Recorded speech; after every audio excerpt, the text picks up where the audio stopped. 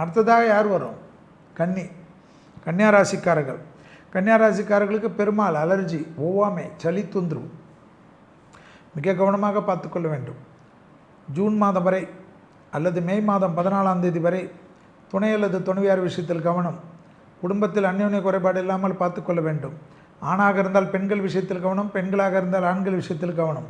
தொழில் ரீதியாக, உத்தியோக ரீதியாக, வியாபார ரீதியாக, படிப்பு ரீதியாக, திருமண தடைகள், புத்திர சந்தான தடைகள் எல்லாம் மே மாதம் 14ஆம் தேதியிலேருந்து டக்குன்னு காலியாகும். அது வரைக்கும் என் தொழிலில், உத்தியோகத்தில், வியாபாரத்தில், படிப்பில் பேப்பர் போடுறேன், தகராறு பண்ணுறேன், எனக்கு இந்த வேலையே வேணாம், நீ இல்லைன்னா நான் வாழ மாட்டேனான்னு இந்த டைலாக்கெல்லாம் விட்டிங்கன்னா திண்டாடுவீர்கள். ஞாபகத்தில் வச்சுக்கோங்க. மே மாதம் 14ஆம் தேதி வரைக்கும் 3 குரங்கு எப்படி இருக்கும்? கண்ணை மூடி, காதை மூடி, வாயை மூடி இருக்கிற மாதிரி இருக்கணும்.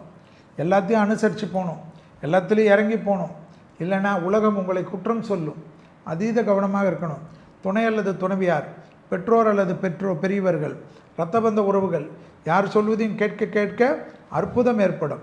6ஆம் இடத்தில் ராகு, அத்தனையும் ஜெயம் ஏற்படும். சத்துருக்கள் ஜெயம் ஏற்படும். பெரிய அளவுக்கு ஏற்றத்தை பெறுவீர்கள். தனித்தப்பட்ட முறையில் அனுகூலங்கள் பெறுவீர்கள்.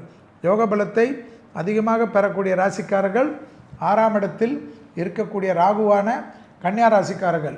தெய்வ மார்க்க பயணங்கள், தெய்வீக காரியங்கள், தெய்வ திருப்பணிகள் அதிகமாக செய்யக்கூடிய ராசிக்காரர்கள் யார்? கன்னி. பெருமாளை கும்பிடுங்கள், கோவிந்த நாமாவளியை சொல்லுங்கள். அலர்ஜி, சளி தொந்தரவு மட்டும் கவனமாக பார்த்துக்கொள்ளுங்கள்.